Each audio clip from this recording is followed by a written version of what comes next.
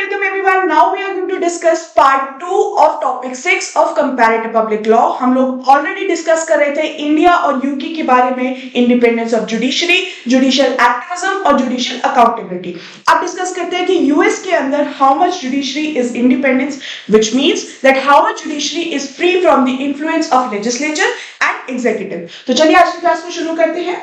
सबसे पहले independence of judiciary के अंदर हमें अपॉइंटमेंट्स देखने हैं. अपॉइंटमेंट्स प्रेसिडेंशियल नॉमिनेशन होता है. हम लोग प्रीवियस क्लास में ऑलरेडी डिस्कस कर चुके हैं कि नॉमिनेशन सिर्फ प्रेसिडेंशियल होता है, नॉमिनेट करता है जजेस को प्रेसिडेंट, लेकिन कंफर्मेशन सेनेट की जाती है. यानी कि अपॉइंटमेंट जुडिशियलशिप जो आएगी आपके पास वो सेनेट के कंफर्मेशन के बाद ही आएगी. Tenure, one of the perks being Supreme Court judge in US is that you have tenure for life.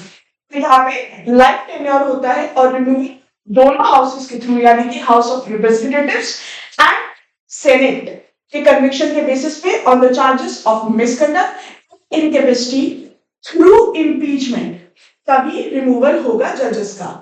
अब यहाँ पे चैलेंजेस क्या क्या आते हैं. सबसे पहला है पार्टीशन इन्फ्लुएंस. पार्टीशन का मतलब होता है पॉलिटिकल इन्फ्लुएंस. मतलब अगर आप किसी पॉलिटिकल पार्टी के एजेंडा से डील करते हैं, उनको डायरेक्टली या इनडायरेक्टली सपोर्ट करते हैं, basically there is political influence, उसको हम लोग पार्टीशनशिप कहते हैं. What does it say? Political polarization, the nomination and confirmation process can be highly politicized, leading to perceptions of partisanship in judiciary. High-profile Supreme Court nomination often reflect deep political divides. क्या कहना चाहता है ये कहता है कि जितने भी हाई प्रोफाइल जजेस होते हैं, हाई लेवल के यानी कि सुप्रीम कोर्ट जजेस होते हैं, उनके अंदर बहुत बारी एक पॉलिटिकल इन्फ्लुएंस दिखता है, पॉलिटिकल कनेक्शन दिखता है. मतलब जुडिशरी के अंदर भी पार्टिसनशिप दिखती है. चलिए आगे चलते हैं. जुडिशियल एक्टिविज्म मतलब अब ये देखना है that how much supreme court is involve in societal development through it's decisions. Landmark decisions यहाँ पे ऑलरेडी दे रखे हैं, प्लीज इनको ध्यान रखिए, स्पेशली इनका ईयर जरूर याद रखें. Brown versus board of education हम लोग ये लास्ट क्लास में भी डिस्कस कर चुके हैं. The supreme court ruled that racial segregation in public schools was unconstitutional. Roe versus Wade का केस है, यहाँ पे रिकॉग्नाइज करा गया था women's constitutional right to choose in abortion, significantly impacting reproductive rights और सोशल पॉलिसी. फिर आया आपका ओगनफेल्ड वर्सेस हॉजेस का केस, 2015 का केस है ये. यहाँ पे सेम सेक्स मैरिज को लीगलाइज कर दिया गया था. अब इसका positive impact of course civil rights की एडवांसमेंट होगी. जब सोसाइटी डेवलप करेगी तो सिविल राइट्स की एडवांसमेंट ऑब्वियसली होगी. सोशल जस्टिस ज्यादा से ज्यादा मिलेगा. जुडिशियल ओवररीच हम लोग ऑलरेडी डिस्कस कर चुके हैं यही पॉइंट इंडिया के केस में भी, कि जब सुप्रीम कोर्ट बहुत ज्यादा सोसाइटी की तरफ डेवलप हो जाता है तो वो एक बाउंड्री को क्रॉस कर जाता है जो उनको क्रॉस नहीं करनी चाहिए. और consistency, activist ruling can sometime lead to inconsistent legal standards and uncertainty in the law.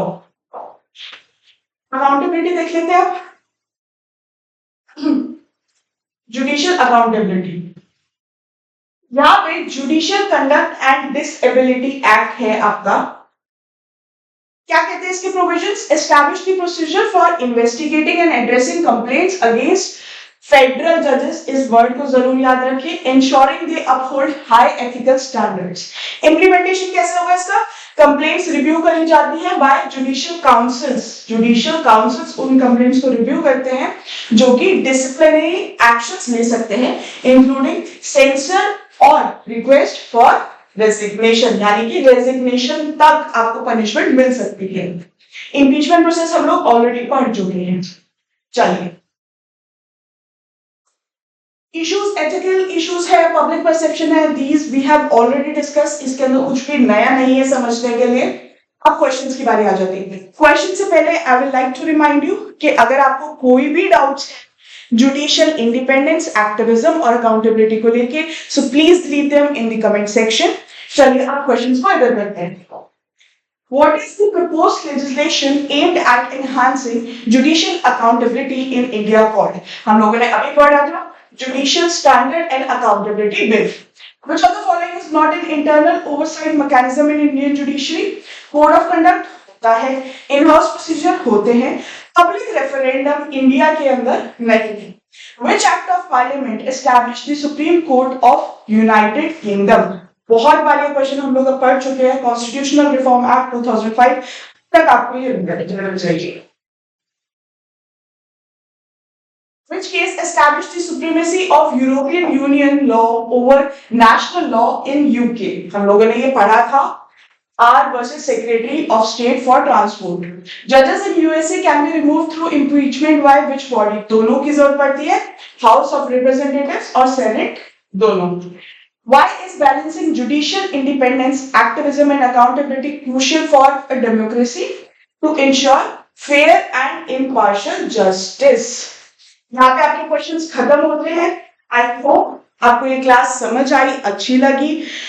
अगर आपके कोई भी डाउट है तो please leave them in comment section and if you need question papers for any particular subject also leave them in comment section. You can contact us on the given number, email ID given in the description box. Thank you and all the very best.